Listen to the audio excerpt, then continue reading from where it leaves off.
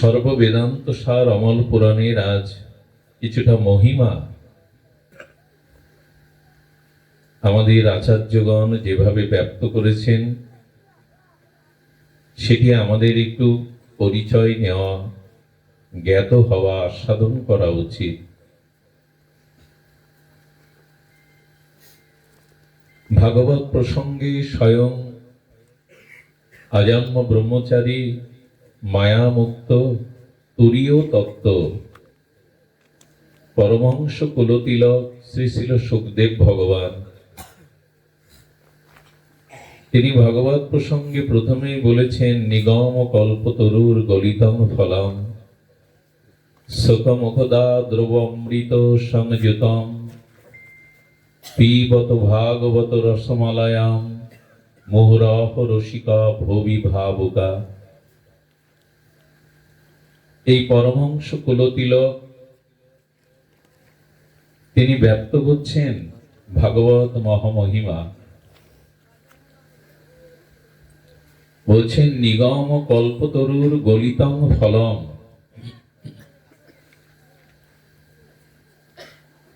নিখিল বেদাদি শাস্ত্রের কল্পবৃক্ষের বিগলিত রসময় এই ভাগবত। পিবত ভাগবত রসমলয়া, এই ভাগবত পান করতে বলছেন। মোহ মোহ সুখ মুখদা দ্রবমৃত সংযুতম।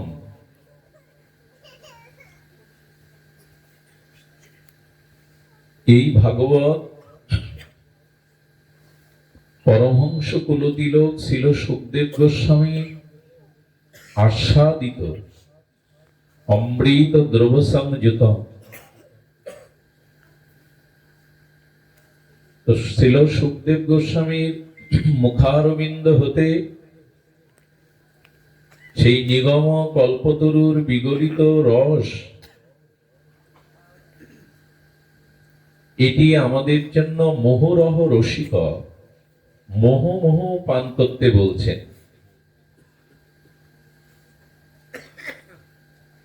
মোহরহ রসিক ভুবি ভাবুকা, ভাবুক জনের রসিক জনের মোহ মোহ এই অমৃত পান রসের কথা বলছেন। পিবত পান করো, শ্রবণ নয়, কর্ণপুটে হরিকথামৃত পান করো।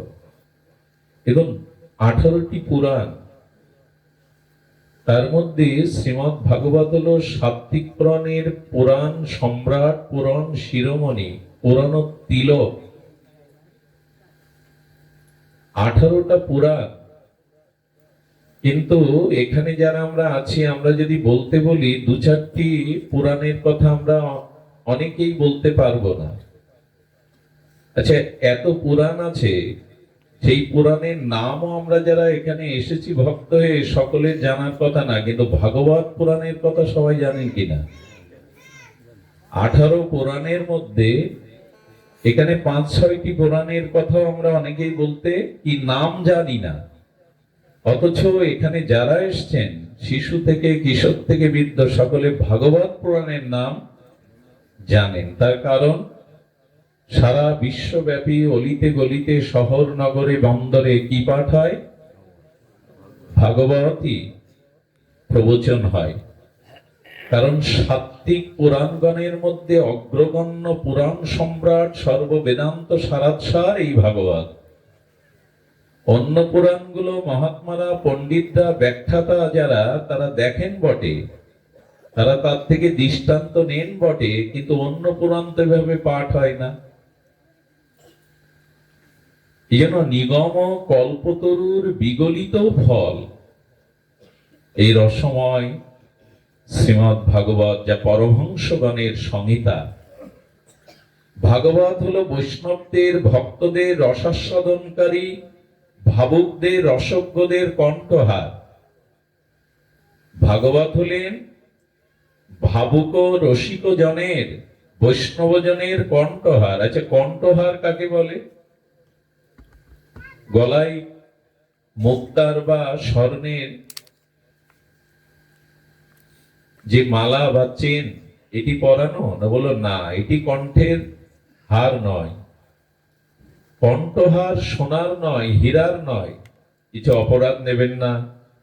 অনেক উন্নত ধনী দেশে পোষা কুকুরের গলায়ও সোনার চেন পরিয়ে দেয়, তাতে শোভা কি?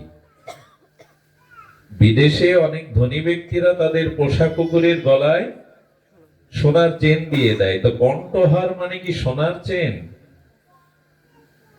কণ্ঠহার মানে যার কণ্ঠে ভাগবত আছে, যার কণ্ঠে ভাগবতের স্তুতি আছে, যার কণ্ঠে হরি নাম আছে, এটাই হলো কণ্ঠহার।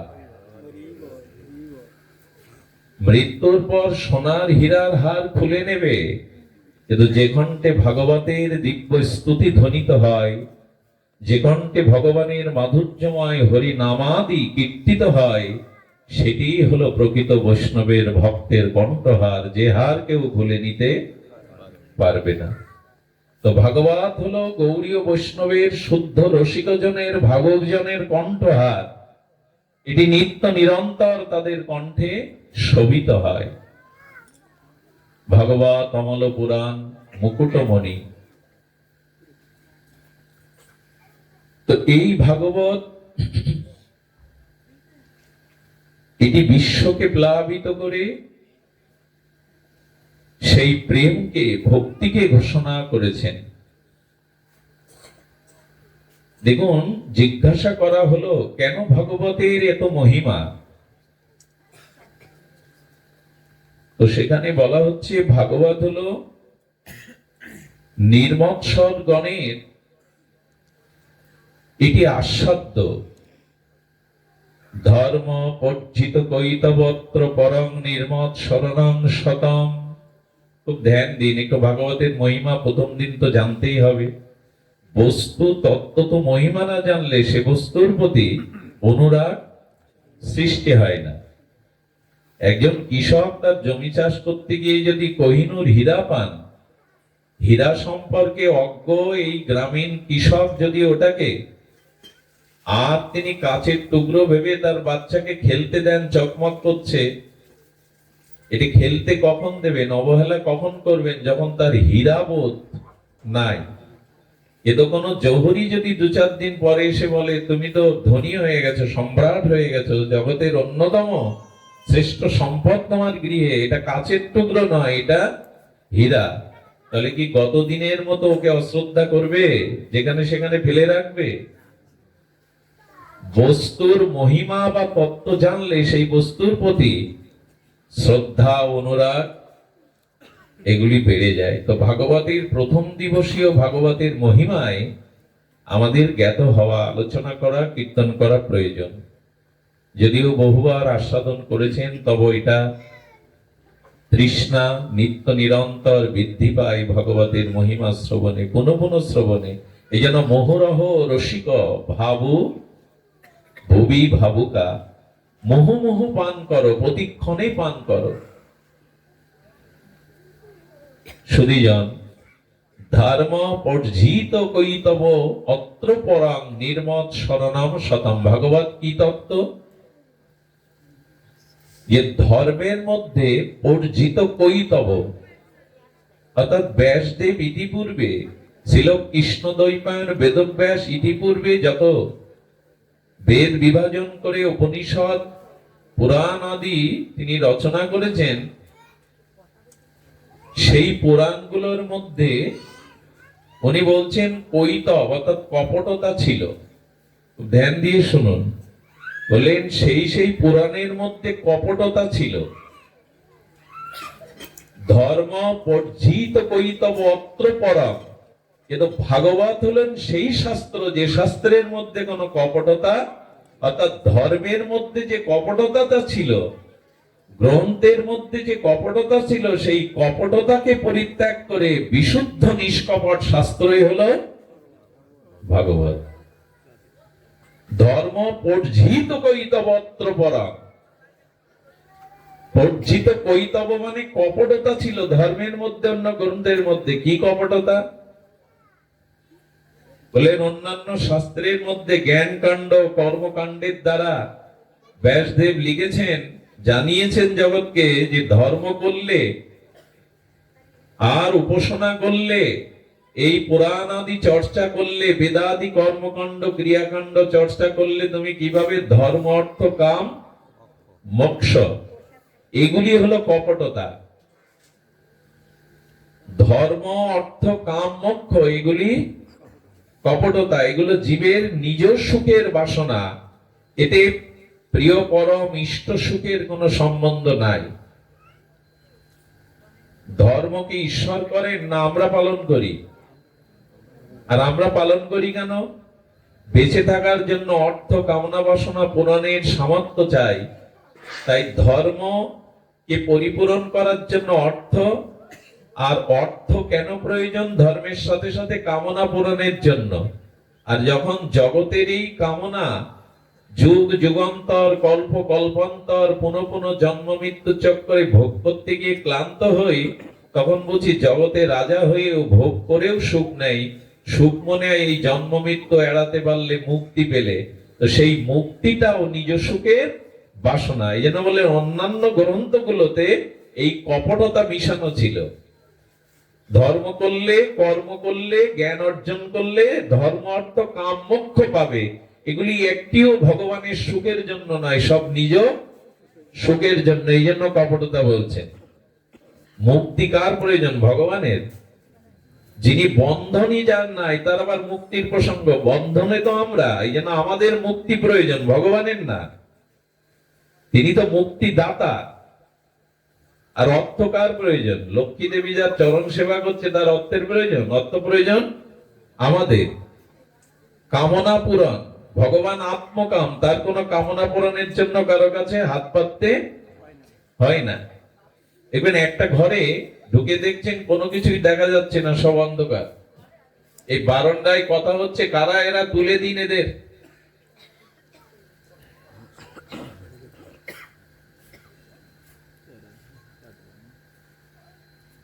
শাস্ত্রে কি বলছেন? ঘরের ভিতরে বাল্বটা জ্বলছে না, সুইচ অফ করা আছে, তো কোনো বস্তুই দেখতে পাচ্ছেন না। আচ্ছা, বাল্বটা যখন জ্বালালেন, আলোটা যখন জ্বালালেন, তখন অন্য বস্তুগুলো প্রকাশ হলো। আচ্ছা, বাল্বটা কিসের আলোয় প্রকাশ হলো? বাল্বটা তো ঘরে ছিল, কিন্তু সুইচ অফ করাতে বাল্বটাও দেখা যাচ্ছিল না। কিন্তু বাল্বের আলোটা যখন অন করে দিলেন, তখন অন্য বস্তুগুলোও দেখলেন, আবার বাল্বটাকেও। বাল্বটাকে কোন আলো দেখাচ্ছে? অন্য বস্তুগুলো নাকি বাল্বের আলো দেখাচ্ছে? বাল্বটাকে পরিচয় করিয়ে দেখাচ্ছে কোন আলো? ওটা তার নিজেরই আলো। তেমনি ভগবান আপ্তকাম, পূর্ণকাম, তিনি পূর্ণ। তার কামনা বাসনা পূরণ অন্যের কাছ থেকে ধার নিতে হয় না, তিনি পূর্ণ, সরাট, বিভু, চৈতন্যময়। তো ভগবানের ধর্ম অর্থ কাম মোক্ষ প্রয়োজন নেই, এগুলি জীবের প্রয়োজন। তাই জীব এগুলি পাওয়ার জন্যই ক্রিয়াকাণ্ড কর্মকাণ্ড সাধন ভজন করে। আর অন্যান্য শাস্ত্রে এই চতুর্থ পুরুষার্থের কথাই বলা আছে। চতুষ্টয় পুরুষার্থ, ধর্ম অর্থ কাম মোক্ষ।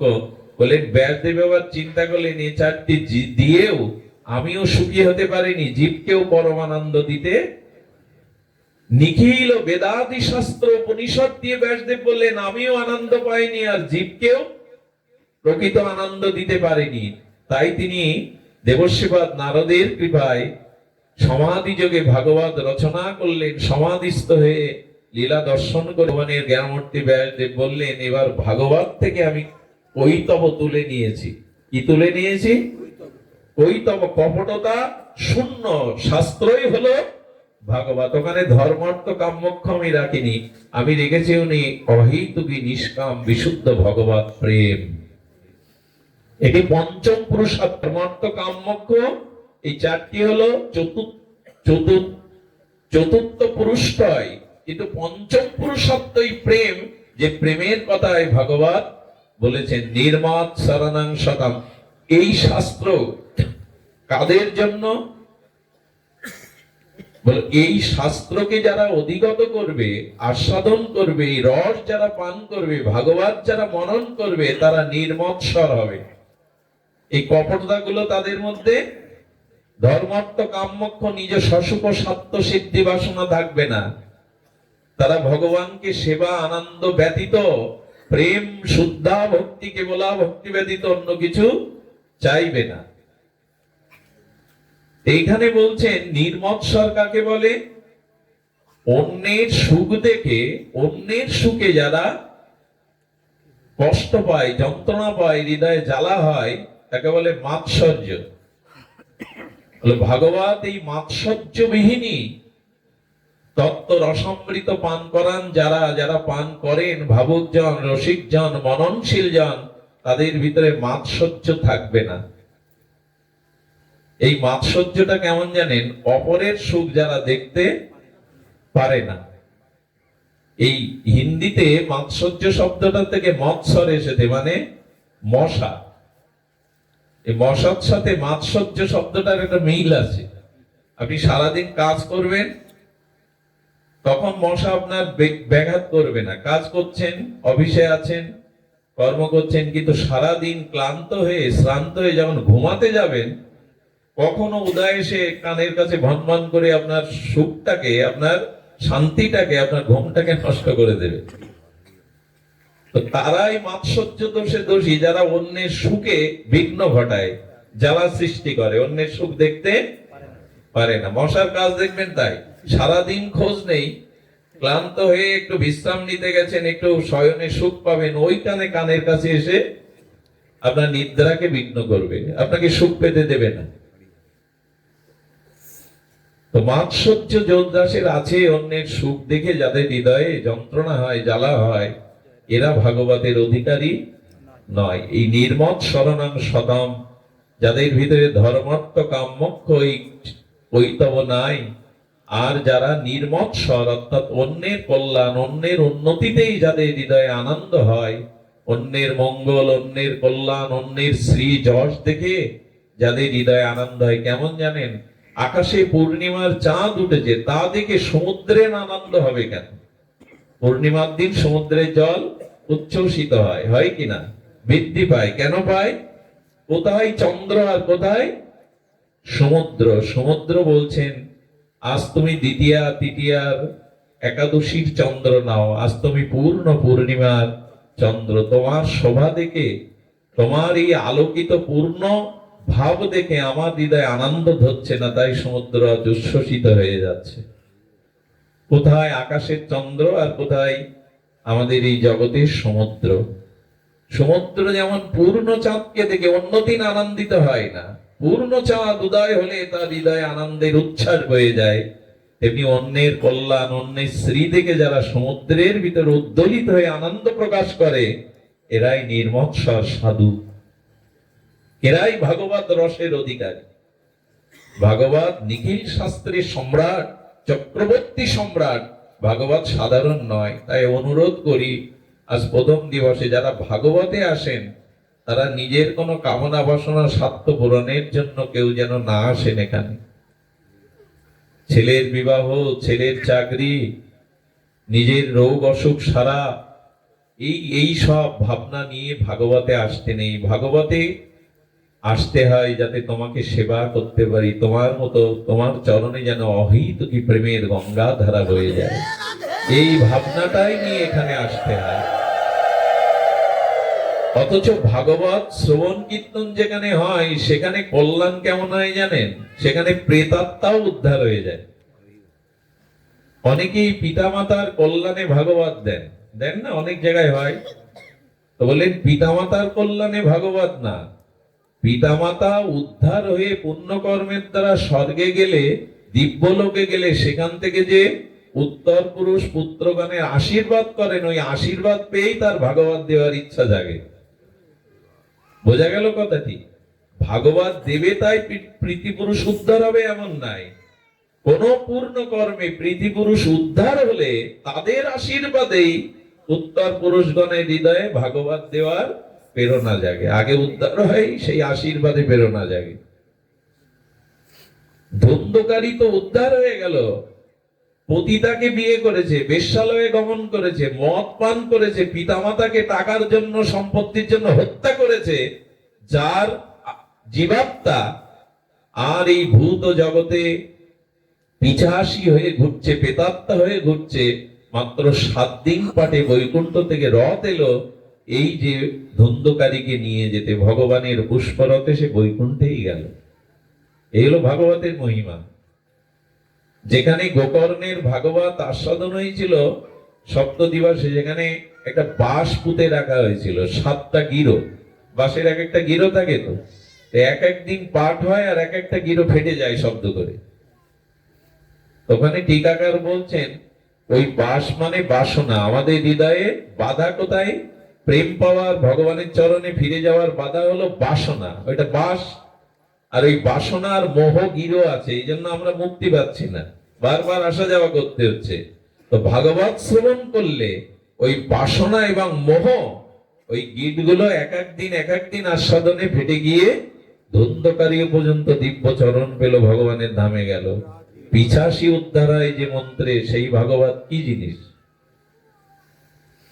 এই জন্য ভাগবতকে শ্রবণ কীর্তনের মহিমা অপার। শ্রবণ মধ্যে শ্রেষ্ঠ কোনটি? শ্রবণের শ্রেষ্ঠ হলো শ্রীমদ্ ভাগবত শ্রবণ। যত শ্রবণ আছে তার মধ্যে শ্রেষ্ঠ হলো, এই যে বললাম 18 পুরাণ, আমরা নাম বলতে পারবো অনেকেই, কিন্তু ভাগবতের নামটি আমাদের সকলের ঠোঁটস্থ, কারণ এটি কণ্ঠহার। আর বলছেন বস্তু বাস্তব্য। ভাগবত শ্রবণ কীর্তন করলে হয় বস্তু বাস্তব্য, অর্থাৎ বস্তু কি? বস্তু তো জগতে বহুবিধ, কিন্তু বাস্তব বস্তু একমাত্র ভগবান। ভাগবত শ্রবণ কীর্তনের দ্বারা আমাদের মধ্যে সেই বাস্তব্য আর সেই বস্তু বাস্তব্য, অর্থাৎ ভগবানকেই আমরা উপলব্ধি করতে পারবো। ভগবানকে তত্ত্ব তো আমরা অনুভূতির দ্বারা উপলব্ধি বা জানতে পারবো।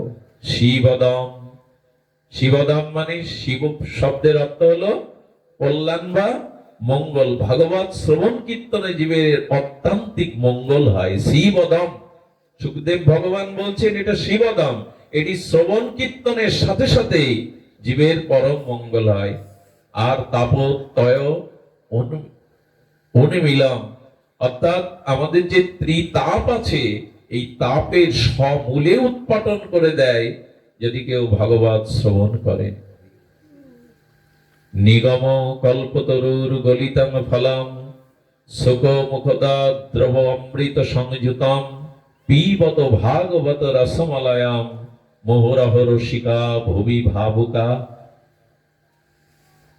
আর এইখানেই সুখদেব গোস্বামী বলে চলেছেন যে ধর্ম পর্জিত কৈতবত্র পরম নির্মৎ শরণম সতাম। নির্মৎসর অর্থাৎ মাৎসর্য শূন্য সরল হৃদয়, শুদ্ধ হৃদয় আচার্যগণের, পরমহংসগণের আস্বাদ্য হলো এই ভাগবত। যে ভাগবতের অন্তিম শ্লোকে কি বলছে শুনুন, ভাগবতের মহিমা কি বলছেন? আমাদের জীবনে যে মোহ, অন্ধকার, অজ্ঞানতা, অবিবেক, এগুলি ভাগবত শ্রবণ কীর্তনে ঘুচিয়ে দেয়। ভগবান শ্রীকৃষ্ণ দাপরের অন্তভাগে, দাপর লীলা শেষে যখন অপ্রকট হবেন, উদ্ধবজি এসে প্রণাম করে বললেন আমিও তোমার সাথে অপ্রকটে যেতে চাই।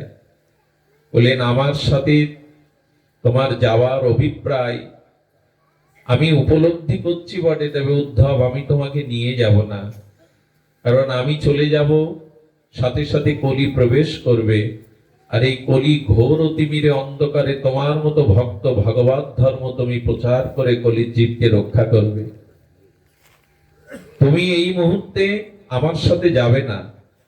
তো বলছেন কাল কবলিত কলির প্রবেশ করলে জীব ভোগ, তামসিকতায়, রাজকীয়তায়, মোহ অন্ধকারে, বৃত্তি প্রবৃত্তিতে ধ্বংস হয়ে যাবে। ভগবান তুমি অপ্রকট হচ্ছ, তো তোমার এই জগতের জীবের কি অবস্থা হবে? খুব মন দিয়ে শুনুন, ভাগবত মহিমা বড় বিচিত্র।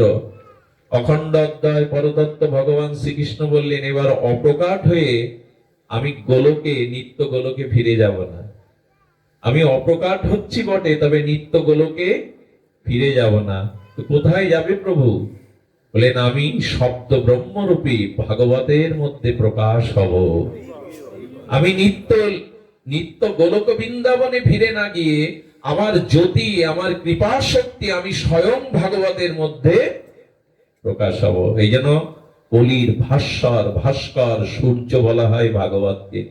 কলি তো অন্ধকার, এখানে কামনা বাসনা অহংকার ভোগ ও প্রবৃত্তিতে চারিদিকে অন্ধকার নেমে এসছে। কলি ঘোর তিমিরে গরস্থল জগজন ধর্ম কর্ম রহদূর। কলৌ দোষনীদে রাজায়ন্তী, দোষের রাজা এই যুগ। নারদজি বলতে বলতে বলছেন কেমন দোষ? বলেন এখানে ত্যাগ নেই, তপস্যা নেই, দান নেই, আর এখানে সত্যও নাই। তা আছেটা কি? ধর্মের 4টি অঙ্গতা 3টাই প্রায় নাই, তপস্যাও নাই। আমাদের বলছেন দানটা একটু টিকে আছে, তপস্যা নাই। আর আমাদের ভিতরে বলছেন যে সত্য নাই, শৌচও তো নাই, সুচিতা পবিত্রতা কোথায় এখন মানুষের? আগেকার দিনে দেখেছি মানুষ আসনে বসে খেত। নিয়ম হলো হস্তপদ ধৌত করে আসনে বসে সনাতন হিন্দুর খাওয়া, ঈশ্বরের নামকে স্মরণ করে পাওয়া। এখন তো অধিকাংশ মানুষ দাঁড়িয়ে খায়, ডাইনিং টেবিলে খায়। এগুলো নিয়ম ছিল না। আরো কি দুর্দশা জানেন? এখন যজ্ঞের আনন্দবাজারেও চেয়ার টেবিলের ব্যবস্থা করা হচ্ছে, ডেকোরেটর এনে জুতো পায়ে দিয়ে মানুষ দাঁড়িয়ে ভগবানের প্রসাদ খাচ্ছে। একেই বলে কলি। পতন তো এইভাবেই আসবে। অন্ন কখনো অন্ন ব্রহ্ম, তাকে জুতো পায়ে দিয়ে পাওয়া যায়? আমি নাম বলবো না, মাঝে এক জায়গায় দেখলাম হরিদাস ঠাকুরের আবির্ভাব উৎসব হয়েছে বড় করে, সেখানে জুতো পায়ে দিয়ে ভক্তদের পাতে প্রসাদ দেয়া হচ্ছে। এইগুলি কলির যা অবস্থা। বললেন কলি ঘোর তিমিরে, কলি দোষের একটা তপস্যা নাই, সত্য নাই, শৌচ নাই, দান টিকে আছে এক পায়ে একটু একটু। এই দানের জন্যই তো এগুলো হয়, একটু একটু দান টিকে আছে। ধর্মের 4টি স্তম্ভ তো 3টি ভেঙে গেছে, এই দান একটু একটু করে দাঁড়িয়ে আছে। সত্য কোথায়? তপস্যা কোথায়? 2 ঘন্টা মানুষ এখানে বসে হরিকথা শুনতে পারে না, ঝিমায়, ঘুমায়, কথা বলে, চিন্তা করে। 2 ঘন্টা যে মানুষ বসে এরকম নিরিবিল সুন্দর মধুময় পরিবেশে হরিকথা শোনারও আগ্রহ নেই, তার তপস্যা আছে কি? আর সত্য আমাদের মধ্যে থেকে তো বিদায় নিতে চলেছে। উদ্ধব বলেছিল কলির এই দোষের রাজা। নারদজি বলছেন আরো দুঃখের কথা শুনুন, এখন ভাইয়ের পরামর্শ নেয় না, দেয় শ্যালকের পরামর্শ। বইয়ের ভাইয়ের পরামর্শ নাই, নিজের ভাইয়ের পরামর্শ কেউ নিতে চায় না। স্বামী স্ত্রীতে, প্রতি পরিবারে কলহ, সেখানে শান্তি নাই, একে অপরের প্রতি বিশ্বাস নাই। তীর্থগুলো আজ ক্ষমতাবানদের দখলে চলে গেছে। আশ্রমগুলো যার ক্ষমতা আছে, অর্থ আছে, সেই আশ্রম দখল করে নিচ্ছে। আমি এখানে সভাপতি, আমি এখানে পদমর্যাদায়। কলির দুর্দশা দেবশিবাদ নারদ শরণাতীত আগে বলে গেছিলেন, এখন আমরা তা দেখতে পাচ্ছি। বলে কলৌ দশ নিধে, বলো হলো 10-এর নিধি। সেখানেই গোবিন্দ বললেন আমি অপ্রকাট হচ্ছি, কিন্তু এই ঘোর কলির অন্ধকার তিমিরে আমি ভাগবত সূর্য রূপে প্রকাশ হয়ে জীবের সমস্ত অন্ধকার দূর করে দেব। আমি ভাগবত সূর্য হয়ে জীবের অন্ধকার দূর করে দেব। এই জন্য ভাগবতের উজ্জ্বল প্রেমময় জ্যোতি শব্দ যেখানে প্রকাশ হয়, সেখানে অন্ধকার থাকে না। আপনি লক্ষ্য করবেন অন্যান্য অনুষ্ঠান, যাগযজ্ঞ আর ভাগবত অনুষ্ঠানের পরিবেশ এক নয়। এখানে মানুষের চিত্ত এতটা শুদ্ধ হয়ে যায়, এখানে বিকার থাকে না মানুষের। কারণ ভাগবত সাক্ষাৎ ভগবান, শ্রী ভগবানের পূর্ণ অবয়ব হলেন এই ভাগবত। ভগবানই ভাগবত। ওই যে আমরা গাইলাম ভাগবত আরতিতে কি গাই? শ্রী ভগবান শ্রী ভাগবত ভগবান কা আরতি, মানে এটি ভগবানই ভগবানই ভাগবত রূপে রস অক্ষর ব্রহ্ম রূপে প্রকাশ হয়েছেন। ভাগবত স্বয়ং ভগবান। সেই ভাগবতের যারা শ্রোতা হয়ে শ্রবণ করতে আসেন, তাদের এক জন্মের ভাগ্য না, বহু জন্মেন, বহু জন্মের সুকৃতি সৌভাগ্য একত্রিত হলে তবে সে ভাগবত শ্রবণের ভাগ্য পায়, সাধু সঙ্গে হরিকথা শ্রবণের ভাগ্য পায়।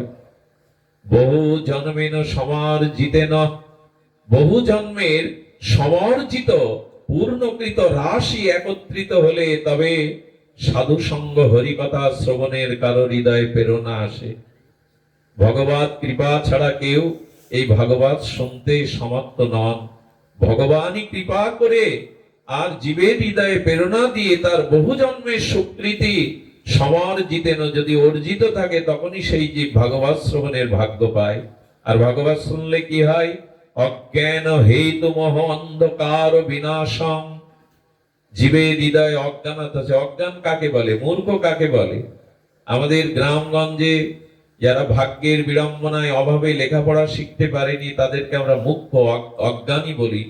আরে ও অজ্ঞান, ওর কোনো জ্ঞান নেই, ওর লেখাপড়া জানা নেই। এ তো শাস্ত্রে বলছে যারা MA BA পাশ করেও বড় বড় ডিগ্রি নিয়েও তারাও অজ্ঞান। কারণ তারা আকাশের খবর রাখে, সৌরজগতের খবর রাখে, তারা সমুদ্রের তলদেশের খবর রাখে, কিন্তু খবর রাখে না আমি কে, আমার পরিচয় কি। এই জন্য তারাই অজ্ঞান যারা লেখাপড়া জেনেও নিজেকে জানে না, জগৎকে জানে, মহাকাশকে জানে, সমুদ্রের তলদেশকেও গবেষণা করে বের করে কি আছে, কিন্তু নিজেকে জানে না যে আমি কে, আমার প্রকৃত পরিচয় কি। এই জন্য লেখাপড়া জানলেও তিনি মূর্খ। চারি বেদ ষড়দর্শন পড়িয়াছে যে জন, সে যেন গৌরাঙ্গ নাহি ভজে। বিধাতার অধ্যয়ন লোচন বিহীন জন, অন্ধের দর্পণ কিবা কাজে। গৌড়ীয় আচার্য মহাজন বললেন, চারি বেদ ষড়দর্শন পড়েছে অথচ গৌর চরণে তোমার ভক্তি নাই। তুমি বেদ অধ্যয়ন করেও কি পেলে? বিধাতার অধ্যয়ন। কারণ অন্ধ ব্যক্তির সামনে লোচন আয়না ধরে কি লাভ? হোক সুন্দরী রমণী, কিন্তু জন্মান্ধ সুন্দরী যুবতী রমণীর সামনে আয়না ধরলে কি হবে? বৃথা। তেমন অনেক কিছু জানো, নিজেকে জানো না, ভগবানকে জানো না, তুমি অজ্ঞান। এই ভাগবত শ্রবণ করলে প্রথমত এই অজ্ঞানটা দূর হয়। অজ্ঞান মোহকৃত অন্ধকার। আর অজ্ঞানের থেকে আরো গাঢ় মোহ। মোহ সহজে যেতে চায় না জীবের। যেমন রাবণ বেদের ভাষ্য রচনা করেছিলেন, চিন্তা করতে পারেন? রাবণ এত বড় পণ্ডিত, এত বড় সাধক, তপস্বী, বেদের ভাষ্য রচনা করেছিলেন, যে বেদজ্ঞ ভগবান শিবের যিনি শিষ্য, যিনি পুলস্ত ঋষির বংশধর, বিশ্বশ্রবা মুনির পুত্র, যার ভাই রামভক্ত বিভীষণ, যার স্ত্রী মহাসতী মন্দাদরী, সে মোহগ্রস্ত হয়ে সীতাকে ভোগের দৃষ্টিতে তাকালো।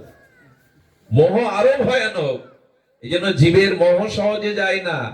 এই মোহকৃত যে অন্ধকার, অর্থাৎ নিজেকে না জানা, ভগবানকে না জানা, তত্ত্বকে না জানা, এই অন্ধকার মোহকৃত অজ্ঞানতাকে বিনাশ করে ভাগবত। তদোদয়িত বিবেক। নারদজি বলছেন, আর ভাগবতের সব থেকে বড় প্রাপ্তি বিবেক জেগে ওঠে। মানুষের জীবনে আজ বিবেক ঘুমন্ত, আর চারিদিকে পৃথিবীতে যা ঘটছে তা বিবেকহীন কাজ।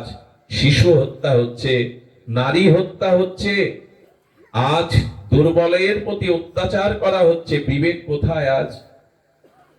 পিতামাতাকেও আমরা দুমুঠো অন্ন দিয়ে তাদের সেবা করতে পারছি না, বৃদ্ধাশ্রমে পাঠিয়ে দিচ্ছি। সন্তান জন্ম দিয়ে তার পিতৃ পরিচয়, মাতৃ পরিচয় দেব না বলে অনাথ আশ্রমে রেখে আসছি। বিবেক কোথায় মানুষের? বর্তমান পৃথিবীতে সব থেকে যেটা প্রয়োজন এই বিবেকের। ভগবান বললেন, বিবেকের মধ্যেই আমার বাস। বিবেক যার নেই সে মানুষ পশু। ধর্মহীনা বিপশু সমানা। যার বিবেক জাগ্রত হয়নি সে মনুষ্যত্বের পরিচয় আজও দিতে পারেনি। এই ভাগবতে আসলে তদোদয়িত বিবেক, বিবেকের উদয় হয়।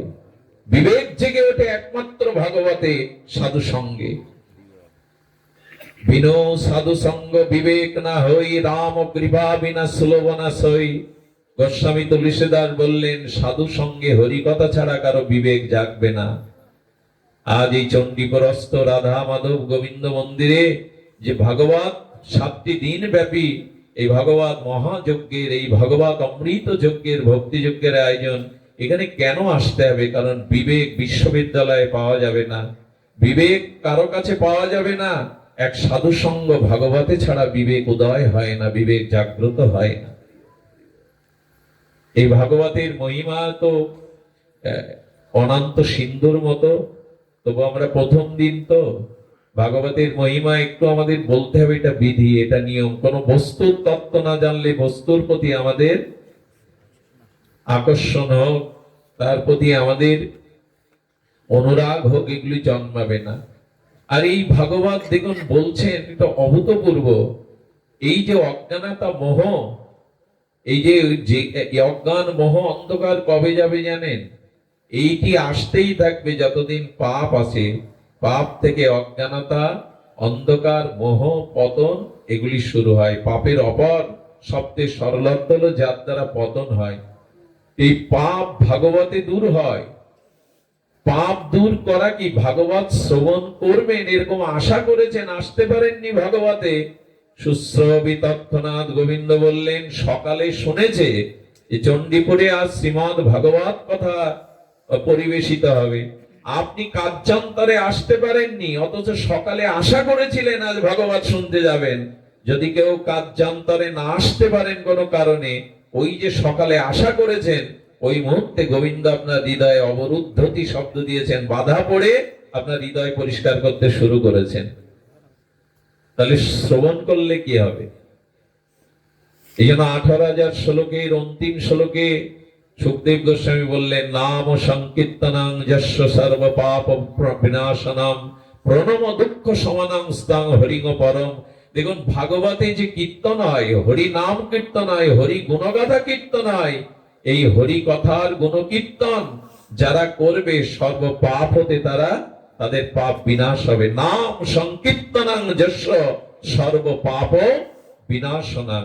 শুনবেন তাহলে। মনে আছে বৃন্দাবনে ভক্তি যুবতী, কিন্তু ভক্তির দুই পুত্র জ্ঞান ও বৈরাগ্য জড় জড় আর মরমর অবস্থায় অজ্ঞান হয়ে পড়ে আছে।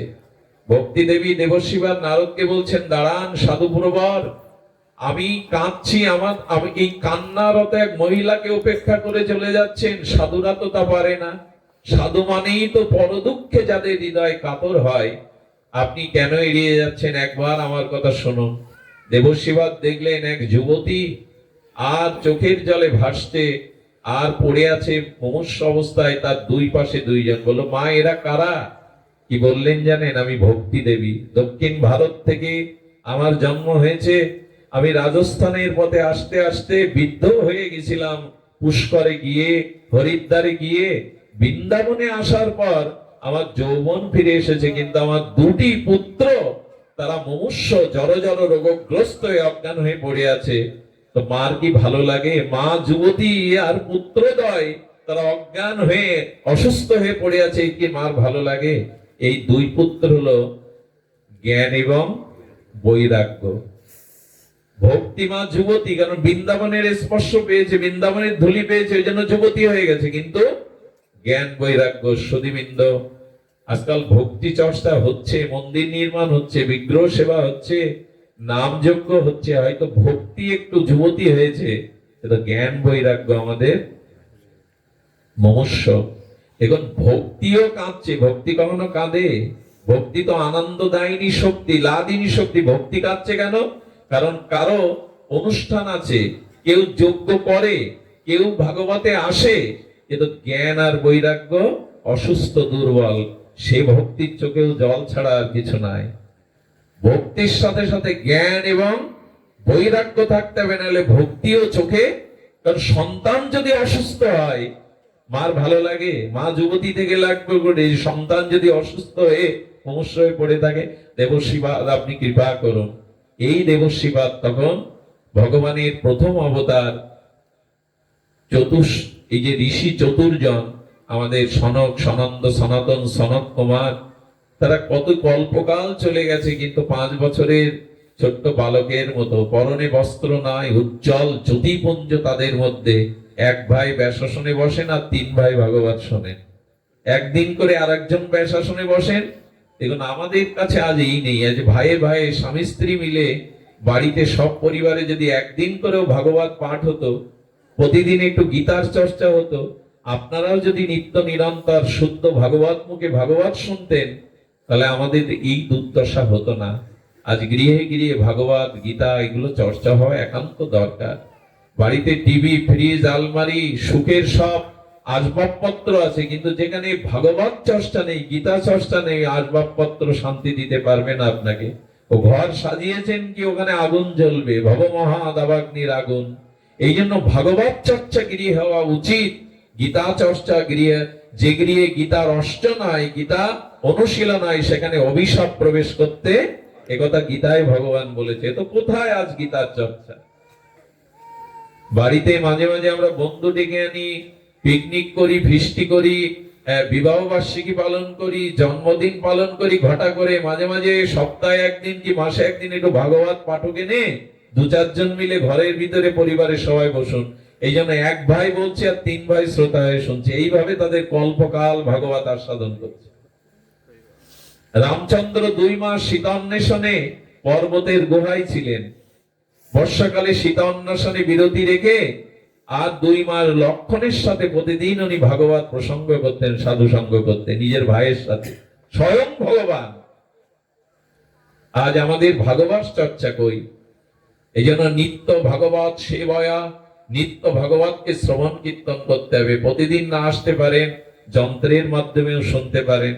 যদিও যন্ত্রে শুনলে ভক্তি হওয়ার সম্ভাবনা ক্ষীণ, তবু তো পথ দেখানো যায়। ওই সময়টুকু মন ভাগবতে থাকে, স্মরণ মনন হয়।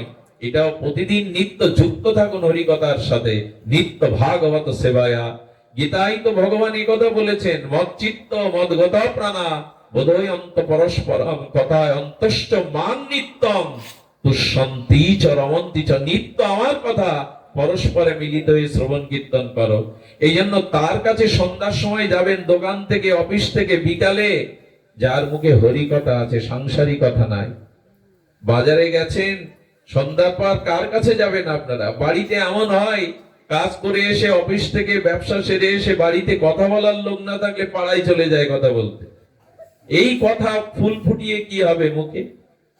সন্ধ্যার পরে চলে যান, যার কাছে গেলে একটু হরি কথা শোনা যায়, দুটো ভগবত প্রসঙ্গ করা যায়।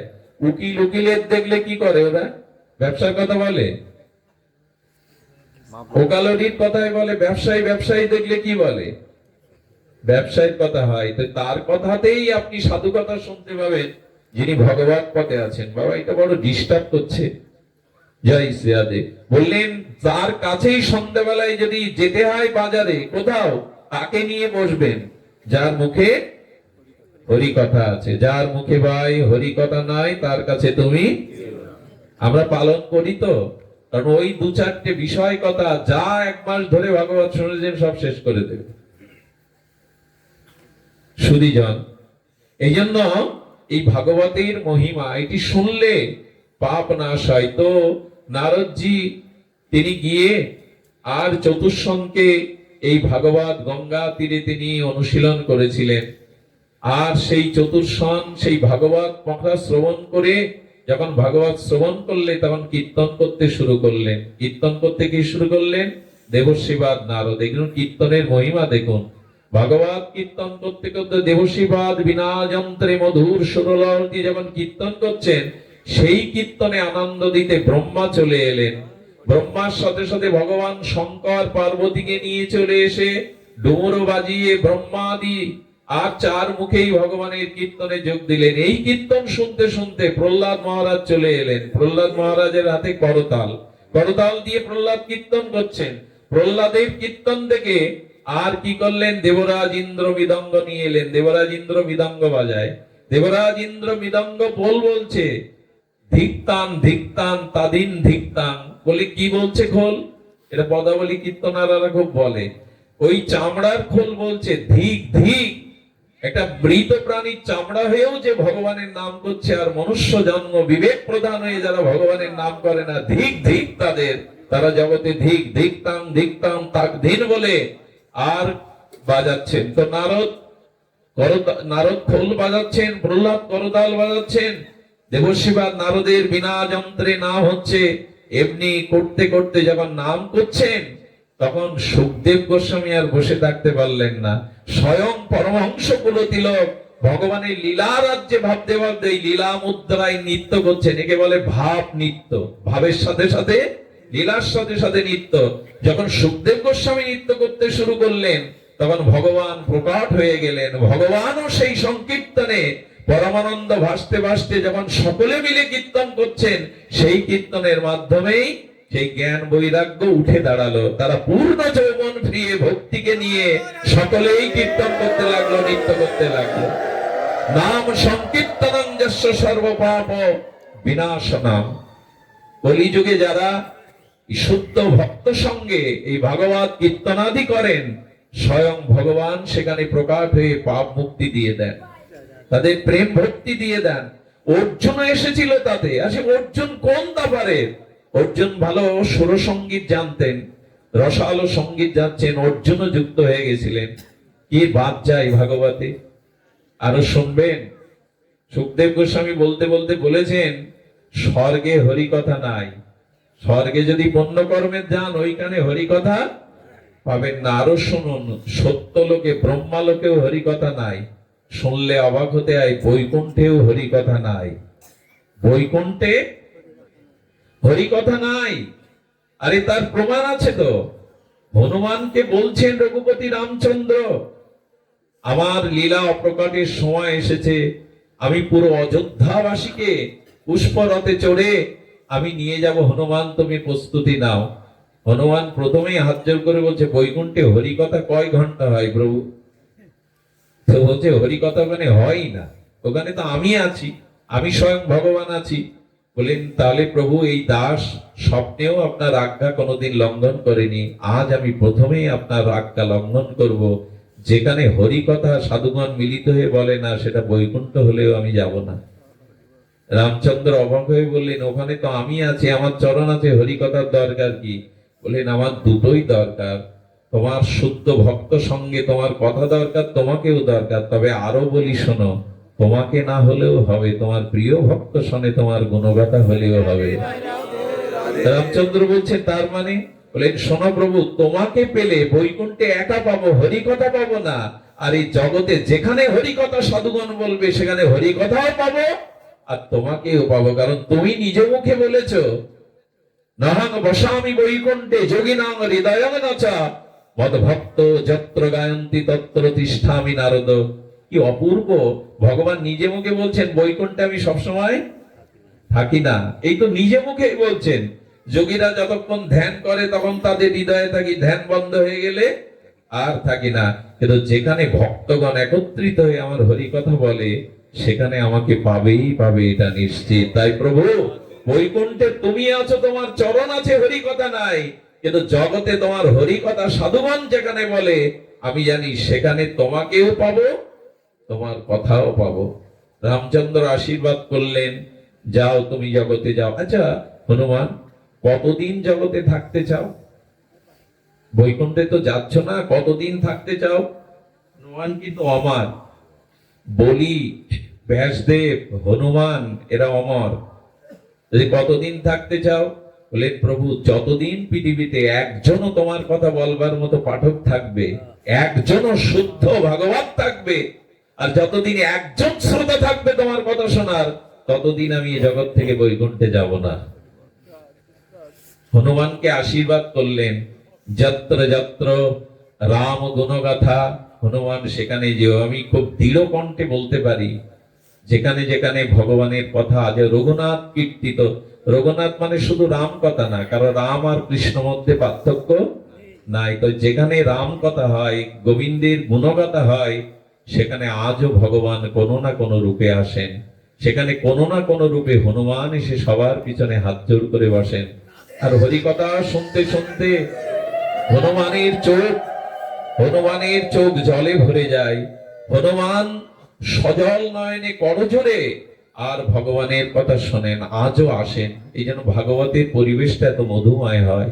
অলক্ষ্যে অনেক ঋষি মুনির পবিত্র আত্মাও নেমে আসে ভাগবতে। এই জন্য কলিযুগে ভাগবত কোনো সাধারণ জিনিস নয়।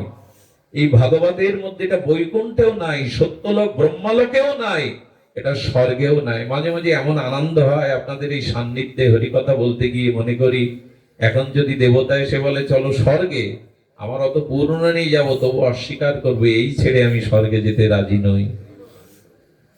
স্বর্গেও প্রকৃত শান্তি নাই। আর এই ভাগবতকে অমৃত বলেছে। স্বর্গেও তো অমৃত পান করে দেবতারা অমর হয়, বলে স্বর্গের অমৃত ওইটা কাঁচের টুকরো, আর ভাগবত অমৃত হলো হীরার টুকরো।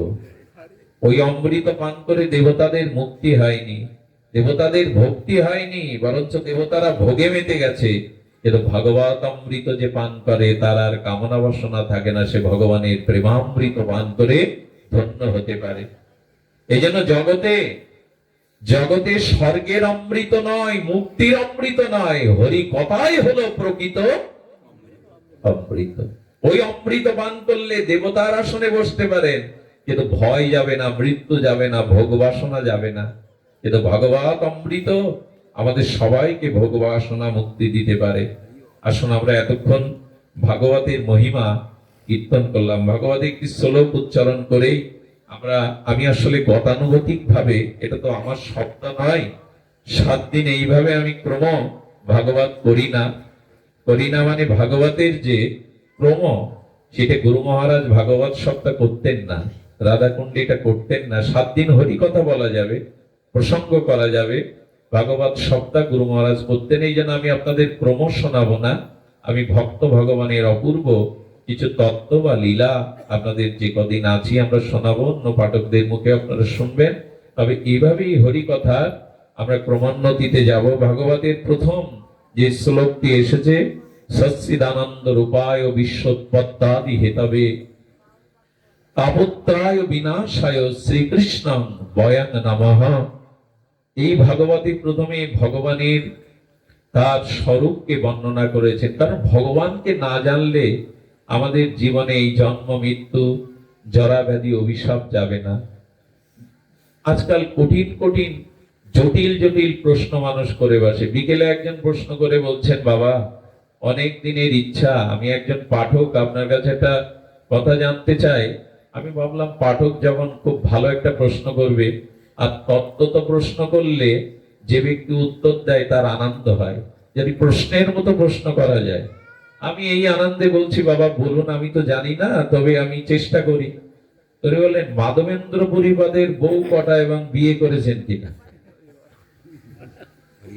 যতক্ষণই ভেতরে শুদ্ধ ভাব ছিল তা তো চলেই গেল। বললাম মাধবেন্দ্রপুরীর বউ কটা বিয়ে করেছে এটা জেনে আপনার কি হবে? যে বিয়ে করে সংসারে থাকে সে ভক্ত না? এসব উদ্ভট কোথায় পেয়েছেন? আপনার জিজ্ঞাসা করতে হয় তত্ত্ব। তো সুতমুনির কাছে নৈমিষারণ্যে কি প্রশ্ন করলেন? শৌনকাদি ঋষিগণ প্রশ্ন করলেন, শ্রেয় এবং প্রিয় এর মধ্যে শ্রেয় কোনটি? শ্রেয় কোনটি আমাদের কৃপা করে বলুন। প্রশ্ন এগুলি, ভগবানকে জানা যায় তারই নাম প্রশ্ন। সনাতন গোস্বামীর সেই সনাতন প্রশ্ন, কে আমি, কেন মরে যারে তাপত্রায়, কইছে হিত হয় পুষিতে নাহি জানি, কৃপা করে সব তত্ত্ব কও তো আপনি। অর্জুন বললেন, আমি কার্পণ্য দোষাবহ, কৃপণতায় আমি জানতে পারিনি, আমাকে জানাও যে আমার পথ কোনটি, আমার কর্তব্য কোনটি। এইগুলোই হলো প্রশ্ন। পরীক্ষিত মহারাজ প্রশ্ন করলেন, আসন্ন মৃত্যুমুখ জীবের করণীয় কি? এই হলো প্রশ্ন। আসন্ন মৃত্যু আমাদের সকলের, 7 দিনই আমাদের মৃত্যু হবে, অন্য কোনো দিন আসবে না, তো আমাদের করণীয় কি? এইগুলোই হলো প্রশ্ন, এগুলোই জিজ্ঞাসা। মানুষ এসে উদ্ভট, আমার বাড়ির মধ্যে হাওয়া হয়, আমার বাড়ির ডাক হয়, কি হয় এটা বাবা কি করা যায়, এটা জিজ্ঞাসা হলো? এই জন্য প্রশ্ন করতে হবে যাতে বক্তার আনন্দ হয়। আমরা বক্তাকে মাপার জন্য অনেক সময় কুটিল প্রশ্ন করে বসি, এই তার্কিকতার জায়গা এটা নয়। এই জন্য প্রশ্ন যেমন ভগবান বক্তার তখন প্রসন্ন হয়, সেই প্রসন্নতায় তার উত্তরগুলো ভগবানই দান করেন। এই ভাগবতে প্রথমেই ভগবত তত্ত্বকে জানাচ্ছেন। শঙ্করাচার্যও বলেছেন, অথত ব্রহ্ম জিজ্ঞাসা, ব্রহ্মসূত্রের প্রথম জিজ্ঞাসা ব্রহ্মাকে জিজ্ঞাসা করো। সুধীবৃন্দ সেখানে বললেন, সচ্চিদানন্দ রূপায় বিশ্বোৎপত্তাদি হেতবে তাপত্রায় বিনাশায় শ্রীকৃষ্ণ বয়াং নমঃ। এই ভগবানকে আমরা নিরূপণ করব। তিনি নিরাকার নির্লীন নন, তিনি সাকার সগুণ লীলাময় চৈতন্যময় আনন্দময়। আর এই সচ্চিদানন্দ ভগবানকে বলেছেন তিনি সচ্চিদ আনন্দময়। আর কি না, বিশ্ব উৎপত্তাদি হেতবে, এই সমগ্র বিশ্বের উৎপত্তির কারণ ভগবান। এটি না জানলে কিন্তু শুধু মন্দিরে ভগবান দেখবো, অন্যখানে ভগবান দেখবো না। আচ্ছা, একটা সোনা, এক ভরি সোনা কি 2 ভরি সোনা, এটা সোনাই, ওটা যখন আংটি রূপ হলো, সোনার মধ্যে কি আংটি ছিল? সোনার দলাটা যখন কি আংটি ছিল? ছিল না, সোনার দলাই ছিল, কিন্তু স্বর্ণকার ওটা আংটি করে দিল। আগে ছিল সোনা, এখন হলো আংটি, একটা রূপ দিল। আবার আংটিটা কিছুদিন পর ভেঙে আবার সোনায় ফিরে এলাম।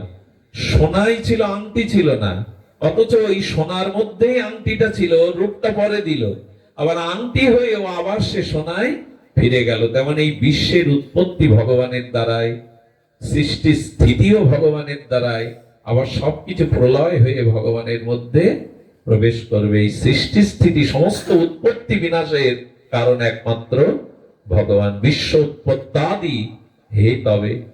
আর বিশ্বের সৃষ্টি রহস্য দেখুন, এটি জানলেই ভক্তি হয়।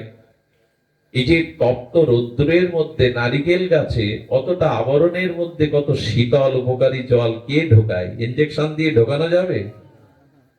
আজও ডাবের জলের তুলনায় অন্য জলের কথা বলা আছে, কত ঔষধি গুণে ভরা। কোথায় গাছের মাথায় কত রৌদ্রের মধ্যে শক্ত আবরণে কে ওর মধ্যে এই ঔষধি জলটা ঢোকায়? আচ্ছা, ময়ূরের ডিম হলো সাদা, ময়ূরের ডিম্ব হলো সাদা, কিন্তু ওর থেকে যখন ময়ূরী বা ময়ূর যখন ডিম থেকে প্রকাশ হয়, তখন ওদের পেখনে যে রংগুলো ওই সাদা ডিমের মধ্যে কোথায় ছিল? বলে এর উত্তর ভগবান জানে। তার সৃষ্টির যে রহস্য, তার সৃষ্টির যে সৌন্দর্য, এই যদি একবার চারিদিকে দেখেন, তাহলে দেখবেন সবই ভগবানের করুণা সৌন্দর্যে ভরা। কুচিন্তা অসুন্দরতা তখন আর কোথায় আসবে? সবার মধ্যে তখন এই সুন্দর দেখতে। তাই বললেন বিশ্ব উৎপত্তাদি, এই সমস্ত হেতুই তিনি, সবার মধ্যে, সব বস্তুর মধ্যে, আনন্দের মধ্যে তিনি। আর বলছেন তাপত্রয় বিনাশায়। ভগবতের প্রথমেই যেটি বলছেন, এই স্তুতিগুলো অনেক ব্যাখ্যার দাবি রাখে, কিন্তু সমস্যা হয়েছে কি, তত্ত্ব বলতে গেলে মানুষের ঘুম আসে, সারা দিনের কর্মক্লান্ত শরীর, তত্ত্ব মানুষ নিতে চায় না, একটু লীলা নিতে চায়, সহজ করে নিতে চায়। তত্ত্বকে আমরা খুব বেশি, কিন্তু আজ প্রথম দিন, আজ ভিতটাই ভালো করার দিন। না রে, রানা প্লাজার মতো ভেঙে পড়বে 2 দিন পরে। ভিত আগে গড়তে হবে, তত্ত্ব আগে জানতে হবে, তবে ভাগবত তার উপরে দাঁড়াবে। এই জন্য উপায় নেই, আমাদের আচার্যগণ এইভাবেই নির্দেশ দিয়েছেন। যেখানে প্রথম দিবসীয় ভাগবত, সেখানে তার মহিমাকে মানুষকে জানাবে। একজন মানুষও যদি জানতে পারে, যদিও মেয়েদের, মায়েদের অনেকের ঘুম পায়, কারণ তত্ত্ব বলতে গেলেই মানুষ গ্রহণ করতে পারে না। তো আমি আর তত্ত্ব, আপনাদের এই তত্ত্ব রসকে ভেজাতে না পারলেও, ভাগবত হলেন ভক্তদেরও লীলা, যেখানে নবম স্কন্ধ পর্যন্ত তো ভক্তেরই লীলা। এই জন্য আমি প্রথম সূত্রে আপনাদের একটু জানাই, এই তাপত্রয় বিনাশ হয় ভাগবত শ্রবণে। আর কি বললেন? শ্রীকৃষ্ণ ভয়ং নম। ভাগবত শুধু কৃষ্ণকে দেখায়নি, এখানে শ্রী মানে মাধুর্যময়ী শ্রী রাধা রানী, অর্থাৎ আমাদের উপাস্য শুধু কৃষ্ণ নয়। ভাগবতের প্রতিপাদ্য হলো ব্রজপ্রেম, ভাগবতের প্রতিপাদ্য হলো রাধার সাথে রাধানাথের সেই অপূর্ব লীলা চিন্তামণি, রাস মুকুট লীলার আনন্দ, প্রেম নিকেতনে, প্রেম মন্দিরে লীলা। তাই শ্রীকৃষ্ণ বয়ং নমঃ। এখানে বলছেন যে না, রাধারানী মাধুর্যময়ী প্রেমময়ী সহিত আমাদের এই লীলা। তো ভাগবতের প্রথমের দিকে যে জিনিসটা এসছে, আমরা একটু ভক্ত চরিত্র, আর সামান্য সময় আছে আপনাদের হাতে? 2-3 জন বললেন তো আছে না? ও তো বলবেন, কেউ কে আর মুখের উপরে বলবেন সময় নেই, আমারই বুঝে নেওয়া উচিত। আর বুঝতে পারবো আপনাদের মুখ দেখে। অবশ্য একটু শীতও পড়েছে, অলসতা আসার কথা, একটু জেগে থাকুন। বাড়ি গিয়ে এখন কি কাজ? কাজ আছে। এখান থেকে যারা প্রসাদ পাবে না, বাড়ি গিয়ে একটু কিছু পাবে, ওষুধ দিলে নেবে, এবার বিছানায় ঘুমাবে। ঘুম আর আহার, এইটাই রাতের কাজ। তো আর কি? আহার আর নিদ্রা। এই দুটো তো সারা জীবন করে গেলাম, জীবনের অর্ধেক আয়ু তো ঘুমেই কাটাই আমরা। এই দুটো জিনিস একটু তুলে রাখি। আমাকে এক মহাজন বলেছিলেন, ব্যাসাসনে মানুষের যখন ঘুম আসে তখন বলবে, অলসতা হলে বলবে, আজ আর হাত ঘড়ি দেখো না, জীবন ঘড়ি দেখো যে কালকে সকাল পর্যন্ত তুমি বাঁচবে কিনা। হাত ঘড়ি তো প্রতিদিন দেখো কটা বাজলো, ঘুমানোর সময় হলো কিনা বাড়ি ফেরার। আর জীবন ঘড়ি দেখো, এই যে টিক টিক করছে ভেতরে, ওই ঘড়ি দেখো যে কাল সকাল পর্যন্ত আমি বাঁচবো কিনা, আর ভগবত শুনতে পাবো কিনা। দেখুন, আমি মাঝে মুকসেদপুরে নিশাতলা একটা পাঠ করলাম, সেখানে এরকম 5-7 হাজার ভক্ত হয়, একদম বিশ্ব রোডের পাশে। তো সেদিন আমি যখন বেরিয়ে আসি, আমাকে জড়িয়ে ধরে একজন দেখলাম চোখে জল, কেন এমন করছেন? বলেন, এক মাতাজি পাঠ শুনে যেতে গিয়ে ওইখানে অ্যাক্সিডেন্ট হয়ে মারা গেছে। ওই তার শেষ সাধু সঙ্গ, ওই তার শেষ হরিকথা। ভেবেছিল যে এই বাড়ি ফিরে আর কোনোদিন ভাগবত শুনতে পাবো না। আমি অনেক জায়গায় দেখেছি ভাগবতে আসতে গিয়ে অনেকে রাস্তায় অ্যাক্সিডেন্টে মারা গেছেন। ভাগবতে এমন আমি শুনেছি, বাবা উনি আসতে পারেননি, আসতে গিয়ে অ্যাক্সিডেন্ট হয়েছে। এই জন্য হাত ঘড়ি আমরা দেখি বটে, কতটা সময়, কত বাজলো রাত, কিন্তু জীবন ঘড়ি কি দেখি কাল সকাল পর্যন্ত আমি বাঁচবো কিনা। এই জন্য ভাগবত শুনতে গেলে হাত ঘড়ি তুলে রাখুন, জীবন ঘড়ির দিকে তাকান। আজ রাতই হয়তো আমার অন্তিম রাত হতে পারে।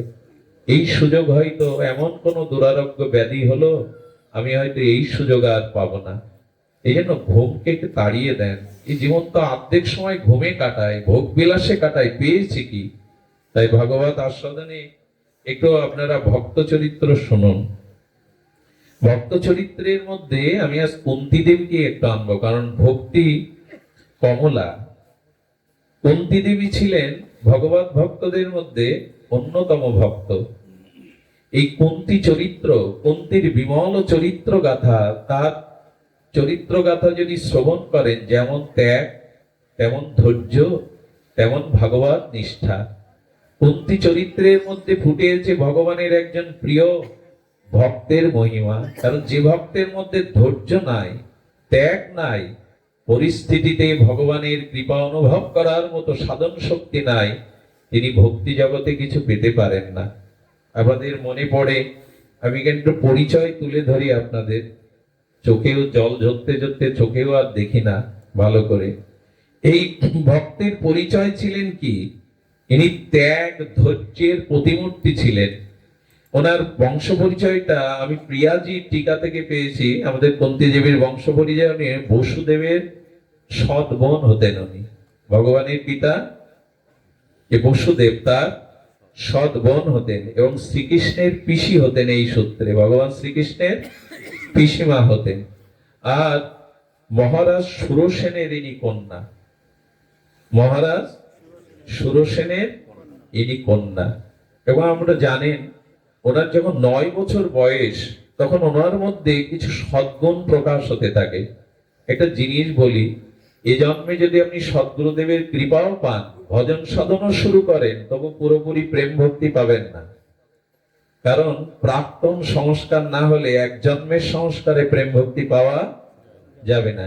এই যারা নিত্য ভাগবতে আসেন, এই কষ্ট করে আপনারা জানেন অনেক দিনের যাত্রী আপনারা ভাগবতের, এক জন্মের না, অনেক জন্মের যাত্রী এই পথে। তাই আপনারা আসেন এত কষ্ট করে। এখানে সবাই আসেন, এই পাড়ার লোকও কি সবাই এসছে? কেন আসেনি? তাদেরই তো যোগ্য, তাদেরই তো মন্দির। বললেন প্রাক্তন সৌভাগ্য না থাকলে, সংস্কার না থাকলে ভাগবতে রুচি হয় না, ভাগবত পথে কেউ আসে না। বহু জন্মের সুকৃতি না থাকলে কেউ হরিকথাতে কারো রুচি হয় না, এই পথে কেউ আসে না। কে আপনাদের বাড়ি থেকে বের করেছে এই শীতের দিনে গাড়ির টাকা ব্যয় করে? এটা পূর্ব জন্মের সংস্কার আপনাদের এই পথে অনেক জন্মে তুলে দিয়েছে। তো যার মধ্যে পূর্ব সংস্কার আছে, যার পিতৃ পরিচয়, মাতৃ পরিচয়, আদর্শ, ত্যাগ, বৈরাগ্য, ভজনে ভরা, তাদের ভিতরে বিশেষ কিছু লক্ষণ দেখা যায়। কুন্তী ছিলেন ধৈর্য ত্যাগের প্রতিমূর্তি। ভক্ত হতে গেলে, ভগবানের প্রিয় হতে গেলে এই গুণগুলির দরকার। 9 বছর বয়সে তিনি পিতার সেবা করতেন। এই জন্য যাদের ভিতরে দেখবেন এই সদ্গুণ জানবেন, এদের অনেক জন্মের সুকৃতি লব্ধ কৃপা। এটা এক জন্মে হয়নি, হয়ও না। তো কুন্তির মধ্যে স্বাভাবিকভাবে একটা জিনিস বলি, ওই যেমন একটা খোলা জায়গা, ওইখানে বাতাসে ছত্রাক গুলো আশ্রয় পায়। একটা ইট যদি প্লাস্টার না করা থাকে, ছত্রাক গুলো ওখানে জমে যায়।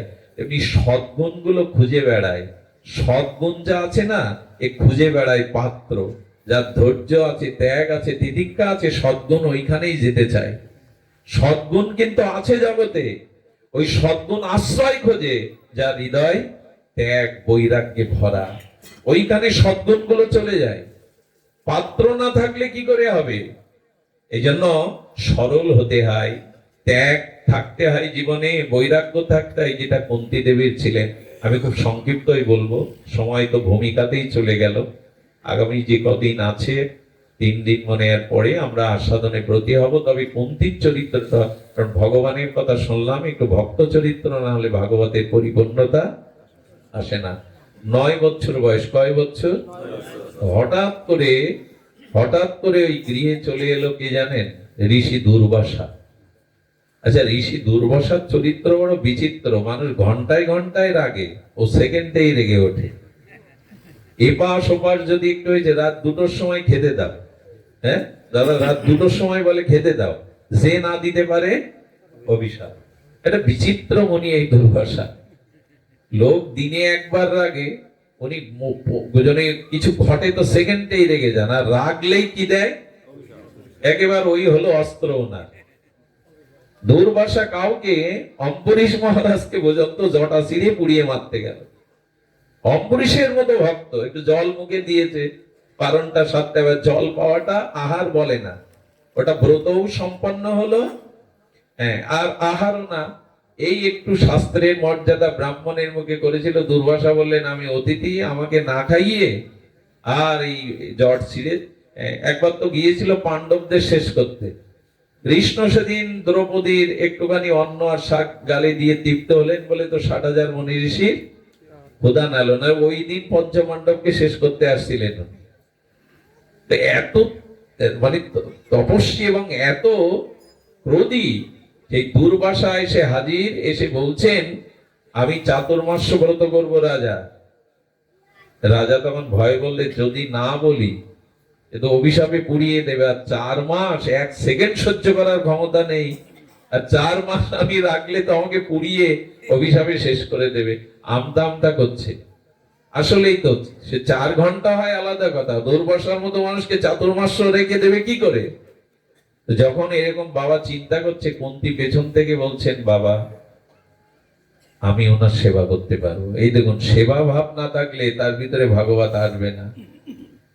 এই দেখুন, যে নারীর মধ্যে ভোগ ভাব আছে, সেবা ভাব নাই, সে নারী এই জগতে নিজের কল্যাণ কেন, নিজের কল্যাণ তো নয়, অপরের কল্যাণ সে করতে পারবে না। সেবা থাকতে হবে, একজন ভক্তের চরিত্রেও থাকতে হবে এই সেবা ভাব। কুন্তী দেবী বাবাকে বললেন, পিতা আমি ওনার সেবা, পারবি না তুই? এইটুকু বয়সে তুই ওই ঋষি রাত 2টোর সময় কিছু চাইলে কি করবি? বলো, বাবা আমি পারবো, আমাকে এই সুযোগটুকু দাও। এ দেখুন, এই সেবা ভাবনা যার মধ্যে নাই, সে ভক্ত হবে কি করে, ভক্তি পাবে কি করে? ভক্তের চরিত্র কেন শুনতে হয় জানেন? ভগবানের চরিত্র আমরা অনুকরণ করতে পারবো না, কিন্তু ভক্ত চরিত্র আমাদের জীবনে অনুকরণ করতে পারবো। কুন্তী বললেন, পিতা আমি পারবো। ওই 9 বছরের বালিকা 4 মাস ঘুমাননি। কৃপা পাওয়া খুব সহজ কথা, করুণা পাওয়া সহজ কথা। কৃষ্ণ যার ছায়ার মতো, যার ঘরে শয়নে ভজনে থাকেন, স্বয়ং ভগবান, সাধারণ কথা। 4 মাস ঘুমাননি।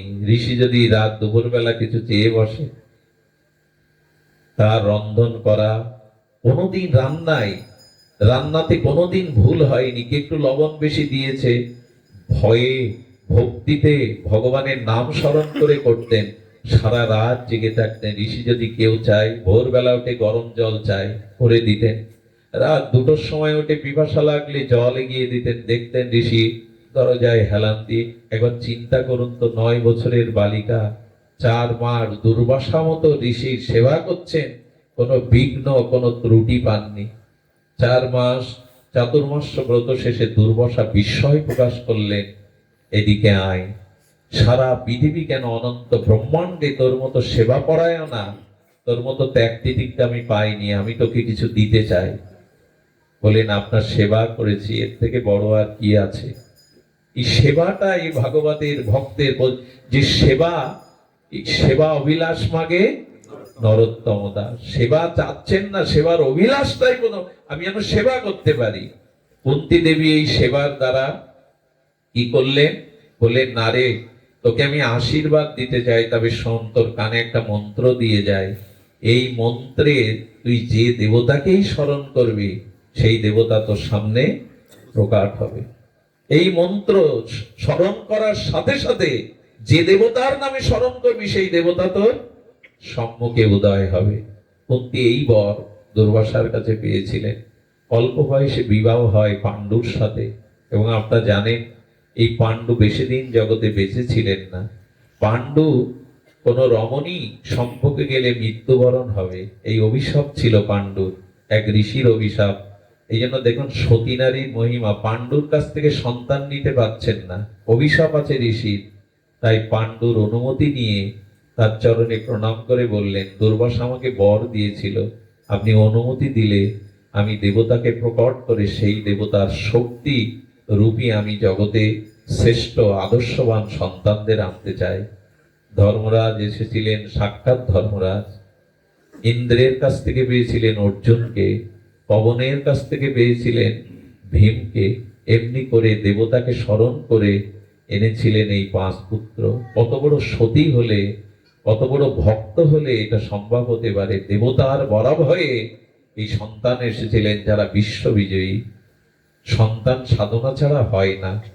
আজ প্রতিটি সংসারে, প্রতিটি ক্ষেত্রেই এই সন্তানের জন্য পিতামাতার আজ ঘুম নাই। পিতামাতার চিন্তার কেন্দ্রবিন্দু সন্তানটা মানুষ হবে তো, সন্তানটা চরিত্রবান হবে তো। এই চিন্তায় আজ করে কোনো লাভ হবে না, কারণ জন্মের আগে সন্তান জন্মদান হলো তপস্যার ফসল। স্বামী স্ত্রীর ভিতরে যদি আধ্যাত্মিকতা, সত্য, ধর্ম অনুশীলন না থাকে, ভাগবত চর্চা না থাকে, তাহলে প্রহ্লাদ, ধ্রুব আর আসবে না। আসবে দুর্যোধন, আসবে দুঃশাসন, এদের মতো। কারণ কামনার দ্বারা অন্ধ ধৃতরাষ্ট্র, মোহ অন্ধ ধৃতরাষ্ট্র, আর গান্ধারীর যারা এলো গর্বে তারা কামস সন্তান। কারণ ধৃতরাষ্ট্রের ধর্মবুদ্ধি তেমন ছিল না, এমনি জন্মান্ধ, মোহ অন্ধ তিনি। আর তার সেই কামনার দ্বারা কামস সন্তান দ্রৌপদীর বস্ত্র হরণ কারা করতে যায়? আজ এই দুর্যোধনের সংখ্যা বেড়ে যাচ্ছে, কিন্তু কুন্তীর মতো মন্ত্র তপবলে সাধনার দ্বারা আর যুধিষ্ঠিরের সংখ্যা পাবেন না আপনি। আজ দুর্যোধন পাবেন পাড়ায় মহল্লায় গ্রামে গঞ্জে, কিন্তু যুধিষ্ঠির পাবেন না। কারণ যুধিষ্ঠিরকে আনতে গেলে কুন্তীর মতো সতী, ত্যাগ, বৈরাগ্যময়ী রমণী দরকার। এয়ারপোর্ট না থাকলে বিমান লাভবে এই চণ্ডীপুরে এই মাঠে?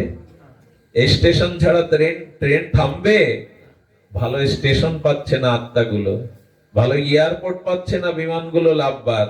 স্বামী স্ত্রীর তপস্যা সাধনা না থাকলে সেখানে কামস সন্তান হবে। আর আজকের পৃথিবীতে তাকিয়ে দেখুন, পিতামাতার সব থেকে বড় চিন্তা এই সন্তানদের নিয়ে, তারা মানুষ হবে তো। কেন এই চিন্তা? বিশ্ববিদ্যালয় পাঠিয়েও পিতামাতার চোখে ঘুম নেই।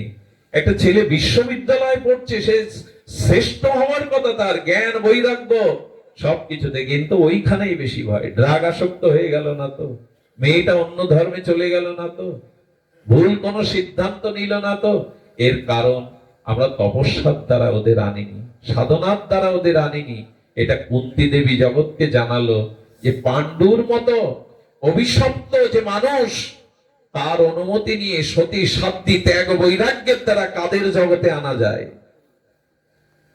এগুলো কি শুধু আমরা শুনবো? এগুলি এই ভাগবত কিসের জন্য? এখানে শুনে বাড়ি চলে যাওয়া, কোনো কিছু গ্রহণ না করা।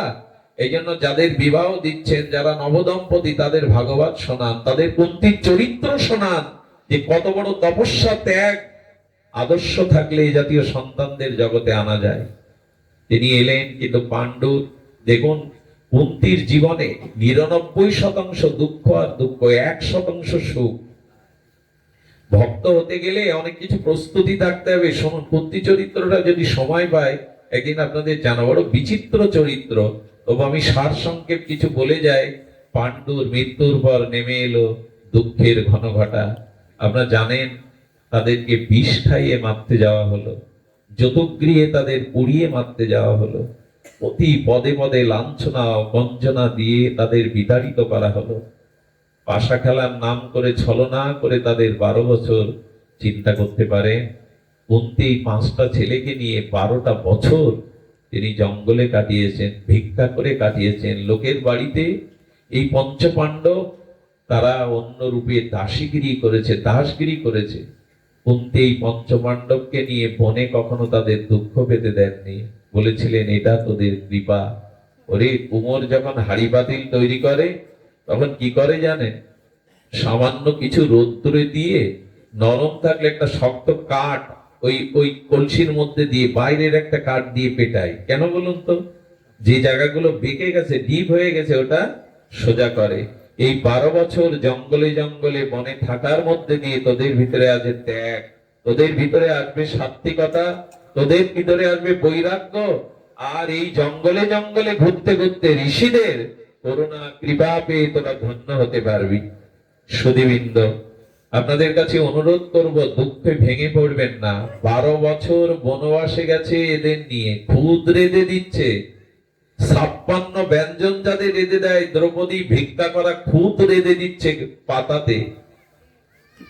স্বয়ং ভগবান যাদের এমনি করে সহায়, যার জীবনে এমন মা পেয়েছে, তাদের জীবনে কেন বলো দুঃখটা প্রয়োজন কেন? শুনুন, এই বনবাসে থাকাকালে ওরা একটা গ্রামে ছিল, আর সেই গ্রামে এক ব্রাহ্মণ কুন্তিমাকে তার 5 ছেলেকে আশ্রয় দিয়েছিল তার বাসাতে। একদিন মধ্যরাত্রে দেখতেন যার আশ্রিত হয়েছেন তিনি কাঁদছেন, তার স্ত্রী তার পুত্র তিনি কাঁদছেন। কুন্তী দেবী উঠে গিয়ে বললেন, আমরা আপনাদের আশ্রিত, আপনারা কেন কাঁদছেন? বললেন, মা তুমি তপস্বিনী, তুমি শুনে সমাধান করতে পারবে না মা। এই গ্রামের একজন রাক্ষস আসে, তাকে প্রতি বাড়ি থেকে খাদ্য এবং এক একজনকে এক এক দিন দিতে হয়, না দিলে গ্রামকেই সে গ্রাস করে নেবে। এই সত্ত্বে গ্রামের যারা শ্রেষ্ঠ জন আছে তারা বিবেচনা করে বলেছে এক এক বাড়ি থেকে এক এক দিনের খাদ্য আর একজন ব্যক্তিকে যাবে। আমরা স্বামী স্ত্রী আর এই একমাত্র সন্তান, ওর মা বলছে আমি যাব, আমি বলছি আমি যাব, আর সন্তান পিতামাতার চরণ জড়িয়ে ধরেছে, আপনারা পিতামাতা, আপনাদেরকে রক্ষা করা সেবা করাই আমার ধর্ম, আমি যাব। তাই 3 জন 3 জনকে জড়িয়ে ধরে কাঁদছে। কুন্তীর চোখে জল। কুন্তী বললেন, আপনি আশ্রয় দিয়েছেন, আমার একটা নিবেদন, আপনার তো একটা সন্তান, আমার 5টি সন্তান, আজ আপনার সন্তানের বদলে আমার একটি সন্তান যাবে তার কাছে। কারণ 5টা থেকে একটা যদি চলে যায় তাতে কোনো দুঃখ নেই, কিন্তু আপনার একটা বললেন না, আপনি আশ্রিত, আপনাকে রক্ষা করা আমার ধর্ম, আপনার সন্তান। এইখানেই হলো কুন্তীর মহিমা।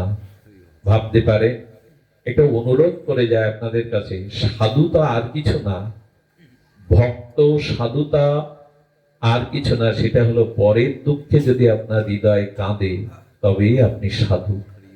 এই কথাটা আমরা প্রতি পাঠে একবার করে বলি। যাদের অপরের দুঃখে হৃদয় কাঁদে না, অপরের দুঃখকে যারা নিজের দুঃখ মনে করেন, এরা ভগবানের কেউ হতে পারে না, এরা ভক্ত হতে পারে না। শুধু জানে এই দিকটা লক্ষ্য করবেন, একজন প্রতিবেশী দুঃখে দুঃখে মরছে, আপনি সুখে থাকতে পারেন না, এটা ভাগবত বলেনি। আমি কুন্তীর কথাটা একবার চিন্তা করুন তো, নিজের পুত্রকে মৃত্যুর মুখে ঠেলে দিতে পারে ওর এক পুত্র, ওদের চোখের জলকে মুছিয়ে বললেন আপনি নিশ্চিন্ত থাকুন, আবার 5টা, একটা চলে গেলে ক্ষতি হবে না, আপনার একমাত্র অবলম্বন। এগুলো ভাবলেই বুকের ভেতর কেমন করে ওঠে। মৃত্যুর মুখে নিজের সন্তানকে ঢেলে দিচ্ছে, এক সন্তানের চোখের জল মুছাবে বলে মা বাবা।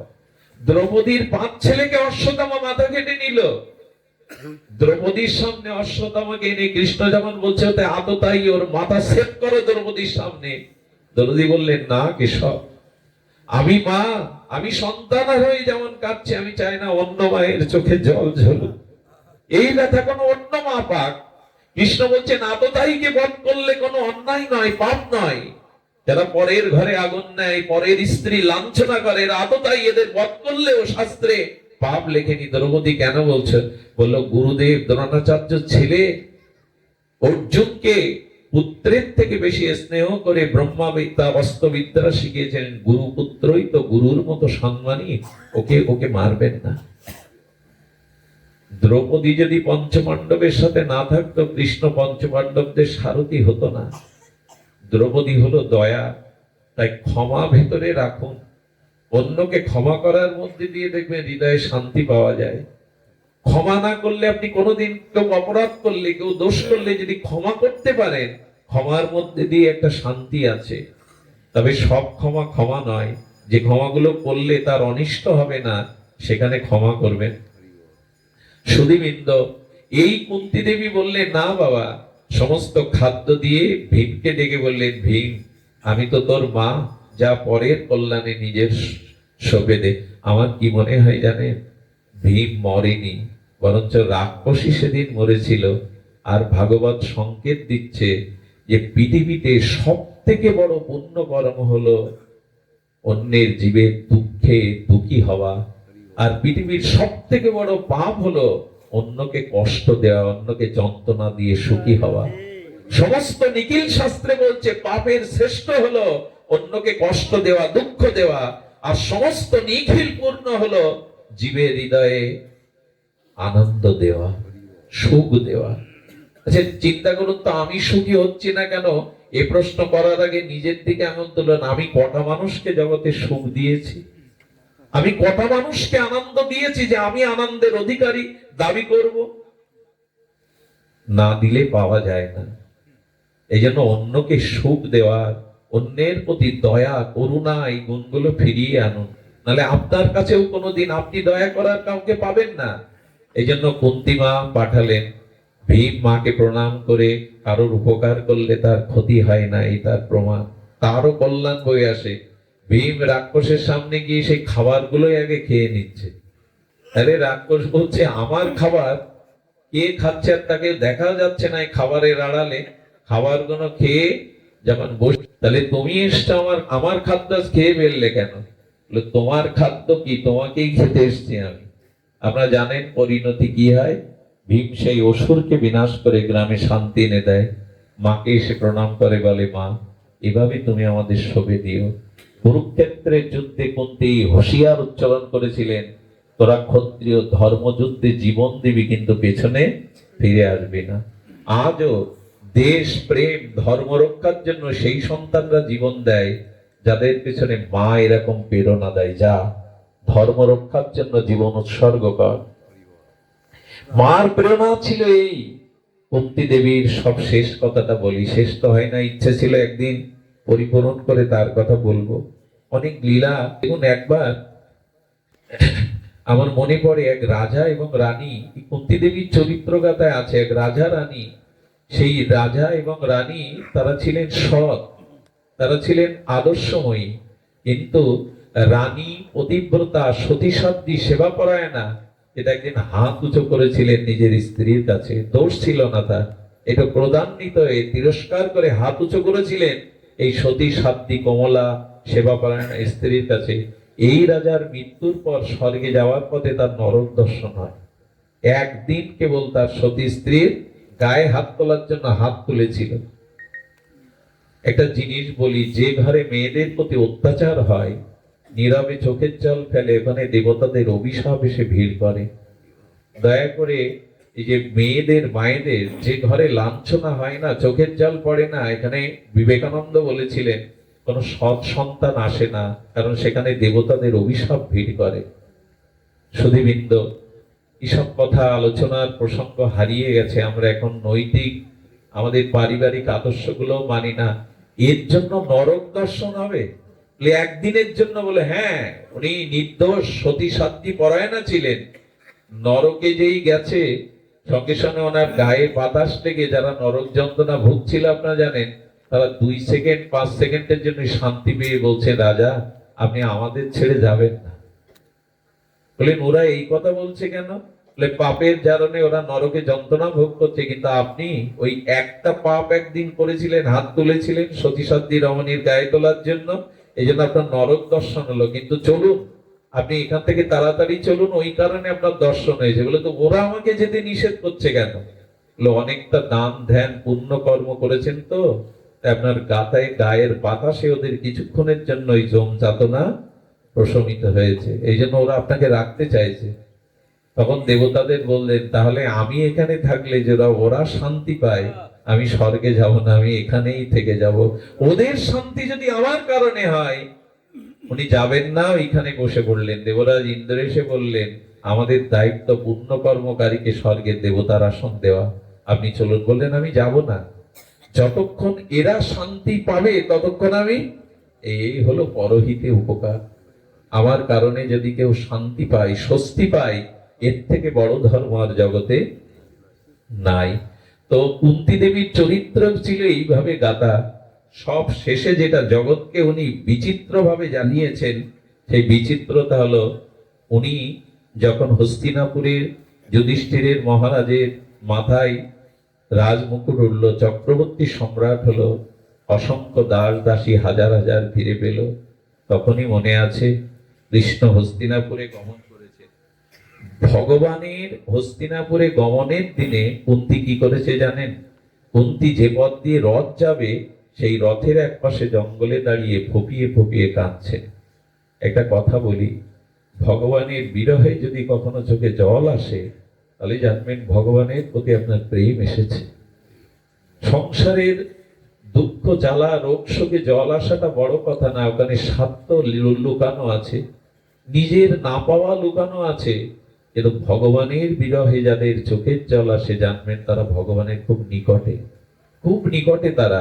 ভগবান বিরহে যদি চোখে জল আসে, আর যদি মনে পরিবারে সংসারের জন্য শুধু দুঃখ আসে, ভগবানকে পেলাম না, ভগবানকে হারিয়ে ফেললাম, এই ব্যথা, এই চোখের জল না এসে যদি শুধু সংসারের জন্যই হাউ তার জল আছে, জানবেন আপনি মায়ার রাজ্যে আছেন, ভগবানের রাজ্যে আপনি নেই। আড়ালে কাঁদছেন কুন্তী, হাউ মাউ করে যখন কাঁদছেন, কৃষ্ণ হস্তিনাপুর থেকে বিদায় নেওয়ার সময় ওই রথের পাশে ভগবান তো অন্তর্যামী, ভগবান বুঝতে পারে, ভগবান রথটা থামিয়ে নিচে নেমেছেন। আর নিচে নেমেই তিনি কুন্তীর এই ক্রন্দন দশা দেখে হাত জড়িয়ে ধরেছেন। কুন্তী স্তুতি করেছিলেন, কুন্তীর স্তুতিটা ভাগবতে বড় বিস্ময়কর।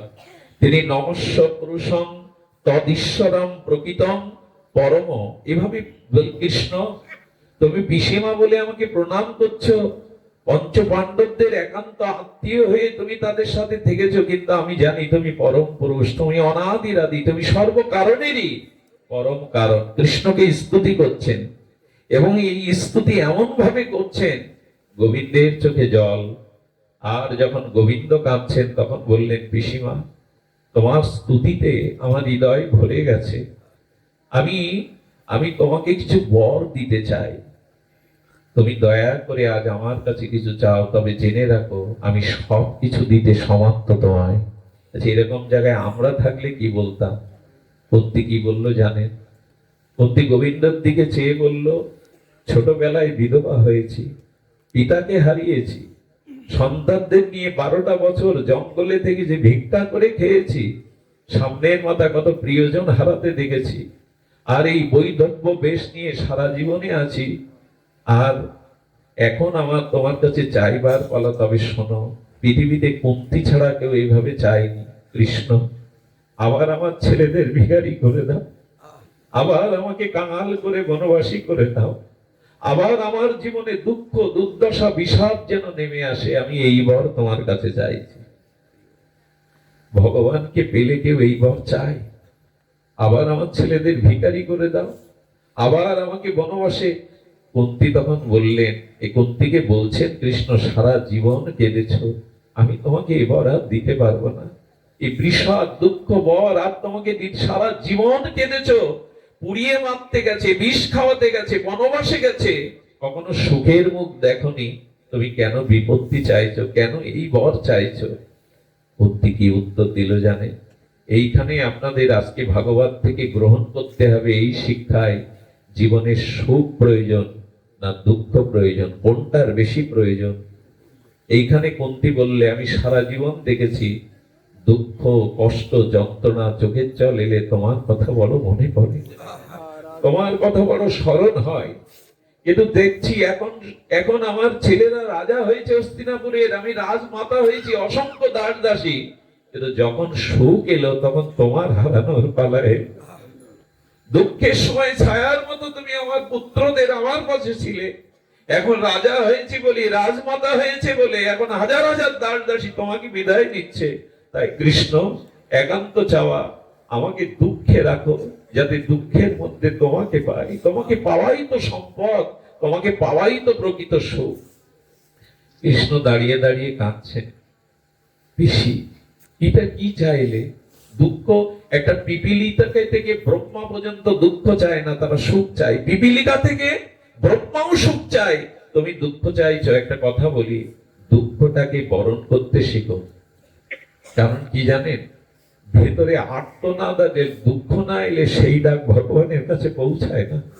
খুব সুখের সময় ডেকে দেখবেন ভগবানকে, ওই ডাকটার ভিতরে আর্তনাদ, করুণতা থাকে না। ভেতরে ব্যথা থাকলে, যন্ত্রণা থাকলে, তখন ভগবানের কাছে ডাকটা খুব কাতর ভাবে পৌঁছায়। বৃন্দাবনের মহাত্মাদের দেখুন, সব কিছু ত্যাগ করে, আমার কিছুই হলো না, আমি পেলাম না, হে রাধে, হে রাধে তুমি বিনা মোর কেহ নাই, হে রাধে তুমি বিনা মোর কেহ নাই। আকাশ বাতাস বিদীর্ণ করে রঘুনাথ কাঁদছে।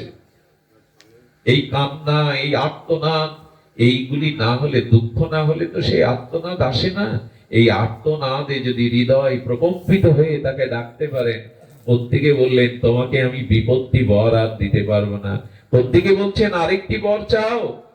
প্রত্যেকই বর চাইলো যেন, তবে দাও কৃষ্ণ, এই সংসারে পুত্র কন্যা পরিজনের প্রতি যেন আমার আসক্তি না থাকে, আমার মমতা আসক্তি যেন তোমার চরণে যায়, কারো প্রতি যেন আমার মমতা আসক্তি না থাকে।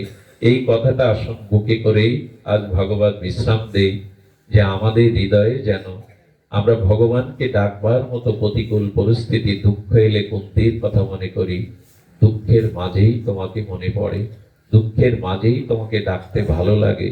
তাই দুঃখ দিও যাতে তোমাকে স্মরণ করতে পারি, সেই দুঃখই আমার সম্পদ, যে দুঃখ তোমার কথা স্মরণ করিয়ে দেয়।